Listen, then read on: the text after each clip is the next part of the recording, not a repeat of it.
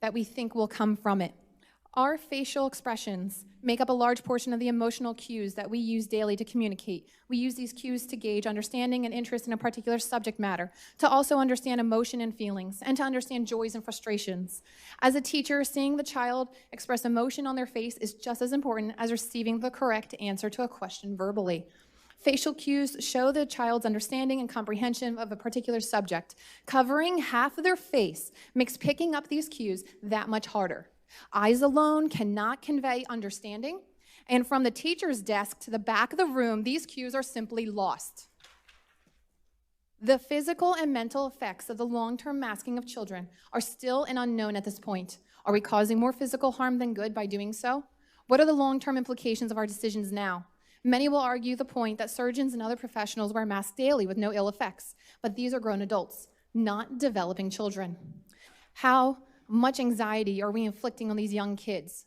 Telling a young, impressionable child that their breath may make their fellow classmates sick, or even their classmate's grandmother, is breeding a fear of the unknown into them.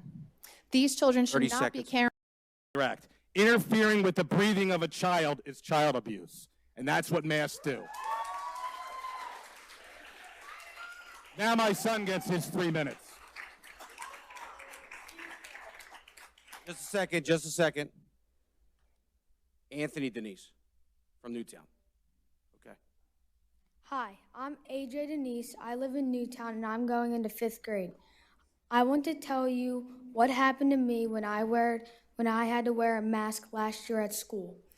I was so excited to finally have Mr. Kincaid for 4th grade and go in person. But I was really sad because I got a bad sinus infection that would not go away and I missed about 30 days of school. I had to take 2 rounds of antibiotics and steroids. Every time I tried to go to school, I felt dizzy and had ringing in my ears, and I felt like I was going to faint. I was going to the nurse a lot. I was picked up from school a lot, and I had a lot of doctor appointments with my ENT and CHOP visits for my heart tests. I was tested for COVID, always negative.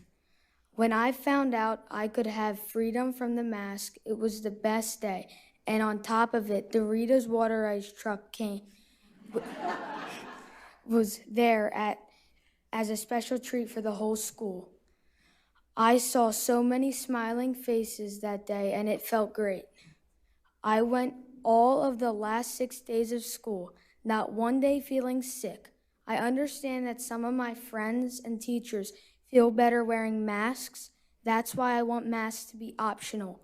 Let it be the person's choice for what is best for him or her. Thank you.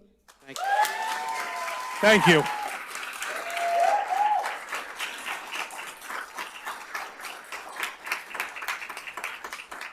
Next up is Jameson Guzzi from Ivyland.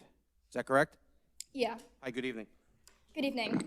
Hello, my name is Jameson Guzzi, and I am a junior at Council Rock High School South. I'm speaking on behalf of many students that are in the Council Rock area, and we are not asking, we are telling you, we are not wearing masks this upcoming school year.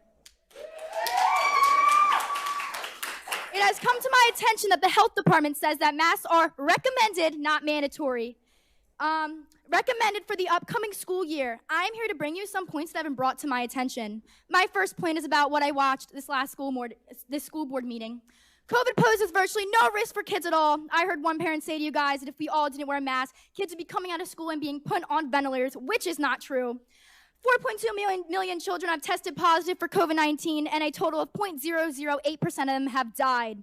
Now, with the flu, the CDC says that 480 kids died from the flu in the 2018-2019 season. That's more kids that have died from COVID in a year and a half. And now, did anyone on this board right here say that we should be wearing masks to school? Or did anyone in this room right here suggest that kids wear masks to school for the flu?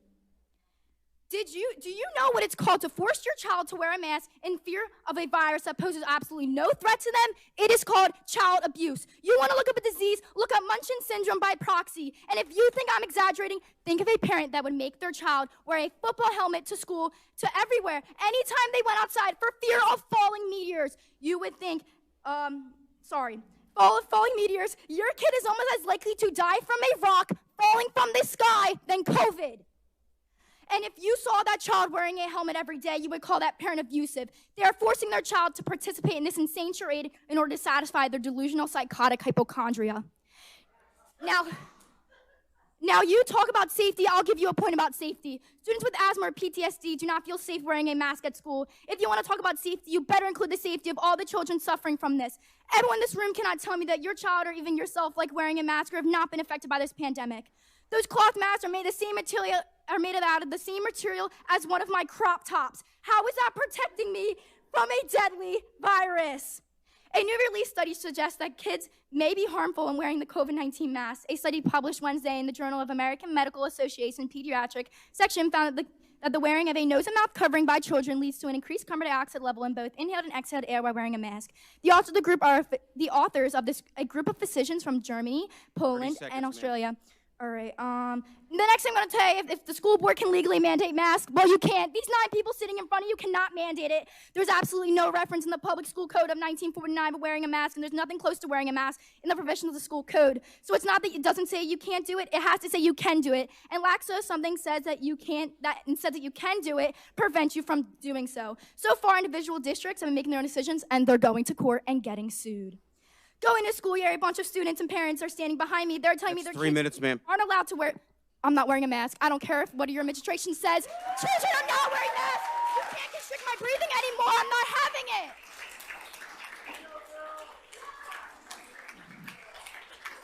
Next up, I have The global pandemic